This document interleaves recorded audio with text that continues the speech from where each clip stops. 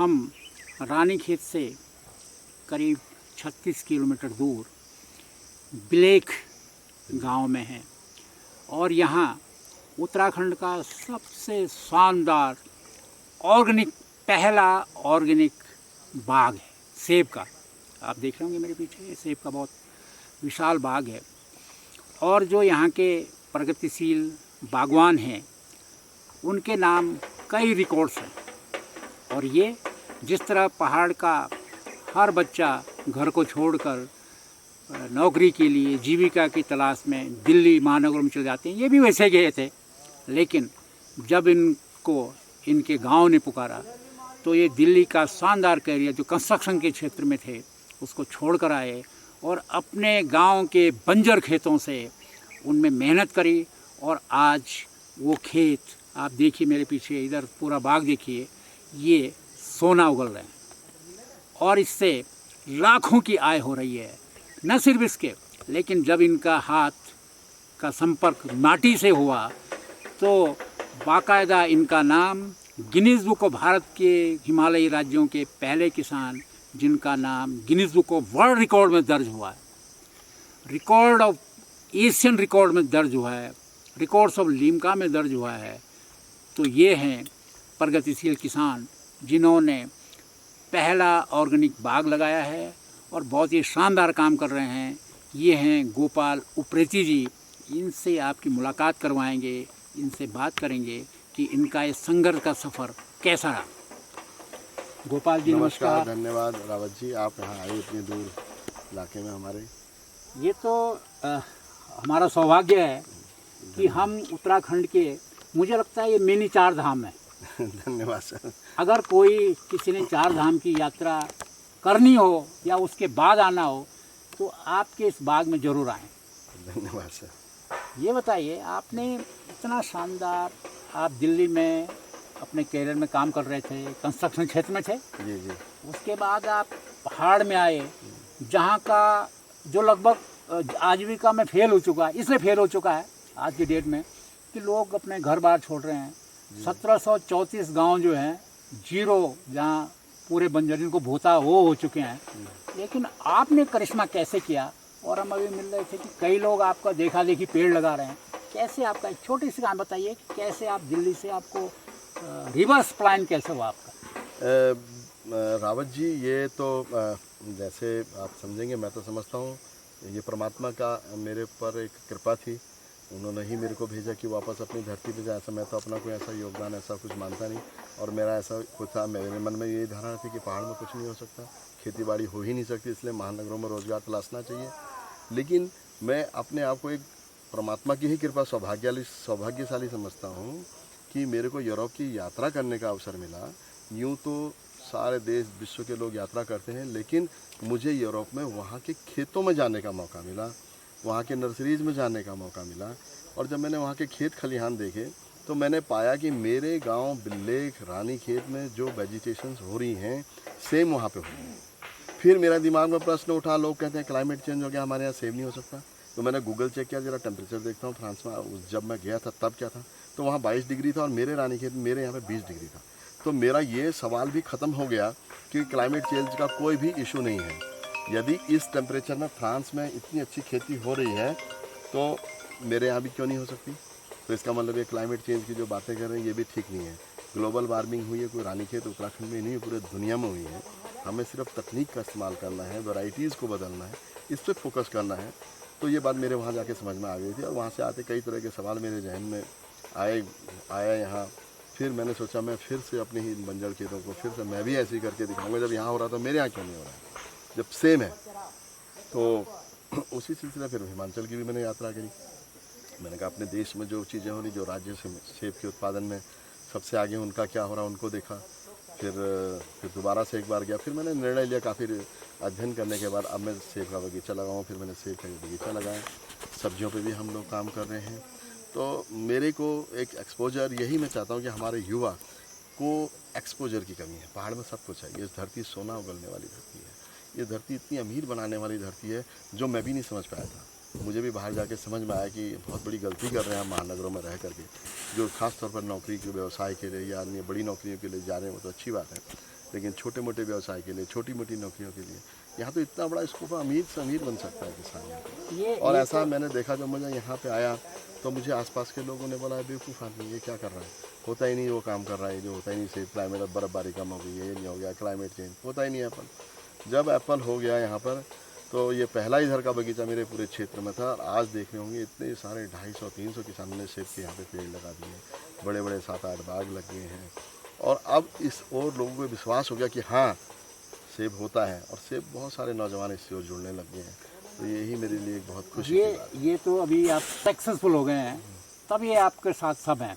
लेकिन जब आपने पहले कदम उठाया था, आप पहाड़ आए थे और आप वेल एस्टेब्लिश थे दिल्ली में, जी आप किसी की कमी नहीं थी, तब आपके घर वालों का रिएक्शन क्या था? देखिए घर वालों का भी यही रिएक्शन था, वो भी मेरे को कहते थे ये पागल हो गया है, यहाँ सब कुछ छोड़ के वहाँ जा रहा, वहाँ क्या मिलेगा, वहाँ इतने पैसे खर्च कर रहा है, ये लगा रहा, बाग लगा रहा, इन्वेस्टमेंट टाइम और ये सब छोड़ छाड़ के जा रहा है, यहाँ के बिजनेस सफ़र कर रहा है, उसको छोड़ के वहाँ जा रहा, रहने लग रहा है। तो उनको पता नहीं था, क्योंकि मैं तो बहुत ज़्यादा डिटरमिन्ड था और मेरे मन में पूरा एक विज़न था और मैं पूरे दृढ़ निश्चय के साथ और पूरा मेरे को विश्वास था कि मुझे कामयाब होना ही है, कोई रोक नहीं सकता मेरे को कामयाब होने से। क्योंकि मैंने 3-4 साल पहले इसको पूरे स्टडी करने के बाद मुझे लगा कि ये जो बात हो रही है, एक आम धारणा जो फैलाई जाती है कि पहाड़ में कुछ नहीं हो सकता, सबको यही बोलते, हमारे बड़े जो माता पिता सब यही बोलते थे, कुछ नहीं होता पहाड़ में, चलो दिल्ली में चलो, उधर कोई रोज़गार करो या उधर नौकरी करो। अच्छा ये बताओ, अब आप इतने सालों में सक्सेस हो गया मॉडल आपका, आप दुनिया में फेमस हो, गिनीज वर्ल्ड रिकॉर्ड का मतलब होता है पूरी दुनिया के शीर्ष लोगों में हो। आपके बच्चे जो हैं ये तो बिल्कुल अंग्रेजी स्कूलों के होंगे दिल्ली में, जी जी जी। अब उनका रिएक्शन क्या है? क्योंकि जो नई पीढ़ी है आपके इसको देख के, क्योंकि वो दुनिया देखते हैं, अब उनका क्या लगता है कि आप ठीक कर रहे हैं, हम भी इसमें जाएंगे, क्या सोचते हैं? मैं आपको एक बड़ी अपनी इंटरनल बात शेयर करना चाहूँगा। मेरा बेटा भी दिल्ली यूनिवर्सिटी से इको ऑनर्स कर रहा है, इकोनॉमिक्स ऑनर्स कर रहा है, और बेटिया मेरी हैदराबाद में बीटेक कर रही है बिट्स पिलानी से। तो वो एक दिन अपने दोस्तों से बात कर रहा था, यार इको ऑनर्स के बाद क्या करेगा, कितनी 20-25-30 हज़ार की नौकरी, तुम क्या करोगे, आपस में डिस्कशन हो रहा था। मैं चुपचाप सुन रहा था, लगभग उनको ये नहीं पता था कि पापा हमारी बात को सुन रहे हैं। तो वो कहते हो मेरा बेटा अपने दोस्त को बोल रहा है, कह रहा है यार कोई बात नहीं, छोड़ना यार, नौकरी नहीं मिले, मेरे पिताजी के 3000 पेड़ हैं, मैंने 5000 पेड़ और लगा लूँगा, मेरी लाइफ मुझे ज़रूरत ही, मैं नौकरी नहीं करूँगा। तो मुझे ये बात सुन के मन ही मन इतना आनंद आया कि देखिए जो इकोनॉमिक्स DU से इकोनॉमिक्स ऑनर्स कर रहा है, वो बच्चा आज अपनी बागवानी में अपने फ्यूचर को प्लान कर रहा है। तो बगैर, मैंने नहीं बोला कि तू बागवानी में आ जा, मैं कभी नहीं बोला उनको कि तुम इसमें आ जाओ, तो वो उनको खुद लग रहा है कि यार ये तो मुनाफे वाला काम है। वो चाहे इकोनॉमिक्स ऑनर्स कर ले, चाहे वो कितने बीटेक कर ले, IIM कर ले, इतना बड़ा पैकेज नहीं मिलता। 5000 पेड़ का मिनिमम 1 करोड़ की आमदनी साल की, बताइए कहाँ पैकेज मिल रहा है? कितने बच्चे हिंदुस्तान के अंदर हैं जिनका 1 करोड़ का पैकेज है? मुझे लगता है कि आप जैसे लोग, ये सबसे बड़ी सफलता है कि वो बच्चे जो अमेरिका देख रहे हैं, जिनको जो कहीं भी जा सकते हैं, वो भी अपने इस प्रोफेशन के बारे में सोच रहे हैं। आपके माध्यम से एक बात मैं बहुत क्लियर कर देना चाहता हूँ। उत्तराखंड तो चलिए अभी शुरुआत हो रही है, उत्तराखंड के अंदर मैं पूरा हिमाचल घुमा हूँ। मेरे पास बहुत से ऐसे लोग हैं हिमाचल के, जो बच्चे अमेरिका से पढ़ के आ रहे हैं, अपने हार्वर्ड यूनिवर्सिटी से पढ़ के आ रहे हैं, और वहाँ से शिक्षा प्राप्त करने के बाद अब बागवानी करें। मैं उनसे मिला, भाई ये बागवानी क्यों कर रहे हो? बोले आप पढ़ लिख के MBA करके हमें भाई साहब कितना मिलेगा, 50 लाख नौकरी करेंगे, हमारे कोई 2 करोड़ रुपए कमा रहा है, 3 करोड़ रुपए, और बोला टैक्स फ्री इनकम, और पहाड़ में अपने घर की संस्कृति से कट जाएंगे। और बल्कि मजाक में एक नौजवान, मैं जब एक बार हिमाचल गया था, उस वक्त हमारे प्रधानमंत्री मनमोहन सिंह जी प्रधानमंत्री थे, और एक बार मुझे याद है, आपको भी शायद याद होगा, डॉक्टर मनमोहन सिंह जी ने एक बयान दिया था कि पैसे पेड़ पे नहीं लगते। वो बड़ा चर्चा में आया था पूरे भारत के अंदर, उन्होंने एक बयान दिया था प्रधानमंत्री ने। तो उसी दौरान मैं हिमाचल में गया था, तो वहाँ के बच्चे पैदा करे, बोला यार डॉक्टर मनमोहन सिंह कह रहे हैं कि पैसे पेड़ पे नहीं लगते, उनको बोलो हिमाचल आ जाओ, हमारे यहाँ तो पैसे ही पेड़ पे लगते हैं। तो इससे बेहतर देखिए ये पैसे तो हैं ही, हमारे यहाँ तो पैसे ही पेड़ पे लग रहे हैं। प्रधानमंत्री मोदी जी का एक मिशन है आय दुगुनी करने का, तो मुझे लगता है कि इस बागवानी से आय 2 साल में कितनी गुनी कर दी? सर इसका तो मैंने आपको बताया, ये बागवानी को खासतौर पर पहाड़ी राज्यों में इसकी कोई लिमिट नहीं है। पहाड़ में आप हिमाचल पड़ोसी राज्यों में जाइए, आप गूगल चेक करिए, अगर एशिया के, भारत के ही नहीं, अगर हम टॉप 10 किसानों को लें, उसमें से 3 किसान हिमाचल के निकलेंगे। वहाँ एक मड़ोक जगह है जहाँ पे 150-200 करोड़ रुपए उस गांव की टर्नओवर है, एवरेज परिवार 2 करोड़ रुपए आता है। तो बताइए अब इससे ज़्यादा क्या है? तो आप नेट पे चेक कर लेना, टॉप रिचेस्ट विलेज जो है विलेजेस इंडिया के कौन से हैं, तो 3 तो मेरे ख्याल एक कोटखाई में, एक मड़ोक में है, हिमाचल में ही निकल जाएंगे। तो हमें भी लगता है कि आप उस श्रेणी में आने वाले हैं। ये तो निकट भविष्य में? मेहनत करेंगे तो जरूर आएंगे। ये बताइए, आप एक तरफ सेब उगाते हैं, दूसरी तरफ आप सब्जियां और धनिया उगा दिया आपने कि आपने जो दुनिया के टॉप कंट्रीज हैं कनाडा जैसे, उनको पीछे छोड़ते हुए Guinness book of world record में दर्ज हो गया, इसका क्या है? मेरा देखिए एक शुरू से एक विजन रहा है, मैं ये कहना, क्योंकि उत्तराखंड की जो स्थिति आज की डेट में है, उत्तराखंड के अंदर एक बहुत ज़्यादा एग्जाम्पल सेट करने की ज़रूरत है। यहाँ पे बहुत जोत की कमी है। एवरेज जोत किसान के यहाँ पे 5-10 नाली है, तो वो जो किसान जिसके पास 5 नाली, वो भी स्कैटर्ड लैंड है, उसके लिए हम क्या करें? उसको भी एक एग्जाम्पल हमने प्रस्तुत करना जिससे वो प्रेरित हो और करे। तो इसके लिए हमने यहाँ पे क्या कि सब्जी उत्पादन किया। सब्जी उत्पादन का हाई वैल्यू किया। हम लोग यहाँ पे केल का उत्पादन कर रहे हैं, हम लोग यहाँ पे ब्रोकली का उत्पादन। ब्रोकली में बता रहा हूँ, ब्रोकली में ऑफ सीजन में कम से कम सेब से महंगी जाती है, कम से कम 150-150 रुपये किलो ब्रोकली जाती है हमारी। तो अगर वो किसान 2 नाली में ब्रोकली भी लगा ले तो कम से कम 1 लाख रुपये कमा सकता है एक ही सीजन के अंदर। तो ऐसे करके कुछ और धनिया उगा करके वो भी 2-3 से 4 लाख 5 लाख रुपए कमा सकता है। तो बताइए नौकरी करने क्यों जाएगा? 40-50। आपने एक मेरा किसान देखा होगा, आपसे मिला था बंशीधर, वो 5 लाख रुपए की सब्जी बेच रहा है, सिर्फ सब्जी, उसकी अन्य चीज़ें उसे 10 से 12 लाख, यानी कि लाख रुपए महीने कमा रहा है। लाख रुपए महीना वो भी रेन वाटर हार्वेस्टिंग से, बहुत ज़्यादा पढ़ने के बाद हमारे मैक्सिमम 80% जो बच्चे हैं वो लाख रुपए महीने कमा रहे हैं। भारत के 80% बच्चे होंगे जो लाख रुपए, या जो लाख रुपए भी बड़े मुश्किल से, कई तो ऐसे 60% तो लाख रुपए भी नहीं कमा रहा नौजवान। तो अब स्थिति आप पूरा आप डाटा निकाल लीजिए, आपको पता लग जाएगा।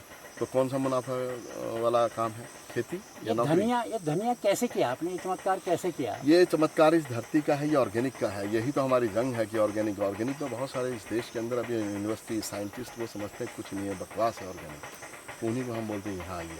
मैं दावे के साथ कहता हूँ, मैं जो सब्जी यहाँ उगाऊंगा, जो उसकी हेल्थ होगी वो आपके किसी इनऑर्गेनिक फील्ड में हो ही नहीं सकती। मेरा खुला चैलेंज है भारतवर्ष के वैज्ञानिकों को, आइए और आपके इस मिथक को हम तोड़ने को तैयार हैं कि जैविक खेती में अगर दम है या ऑर्गेनिक रासायनिक खेती में दम है, वो यहाँ के उनको, क्योंकि वो वैज्ञानिक वो एनालिसिस खुद करें। हम तो कह रहे हैं ये हमारा बगीचा देख लीजिए, जहाँ इनऑर्गेनिक सेब है, इसका लीफ टेस्ट करिए, इसका सॉइल टेस्ट करिए। आप तो साइंटिस्ट हैं, हमसे ज़्यादा जानते हैं, तो आपको सब कुछ पता लग जाएगा। ज़रूरत है आने की साइंटिस्टों का जैविक खेती की ओर ध्यान देने की। अगर वो ध्यान देंगे, मैं समझता हूँ जैविक के अलावा जो खेती है हमारी, मैं समझता हूँ कोई चारा ही नहीं है। इस धरती को भी अगर बचाना है, इस धरा को बचाना, ग्लोबल वार्मिंग को बचाना है, सॉयल को बचाना है। अब तो आप समझ रहे होंगे पूरे दुनिया के अंदर एक बहुत बड़ा एक जंग छिड़ चुकी है जैविक की। इस धरती को बचाने का भी सवाल है, पानी को बचाना है। वाटर का इतना बड़ा संकट है, जो हमारे सारे जितने अंडरग्राउंड वाटर सोर्सेज हैं सब दूषित हो चुके हैं। तो अगर आप जैविक खेती नहीं करेंगे, जैविक खेती से हमारा स्वास्थ्य तो ठीक होगा, पर्यावरण भी ठीक होगा, हमारे सब कुछ ठीक होगा, हमारे पानी की समस्या ठीक होगी, तो सारी चीज़ें, हमारे हिमालय बचेगा, हमारी दुनिया के ग्लेशियर्स बचेंगे।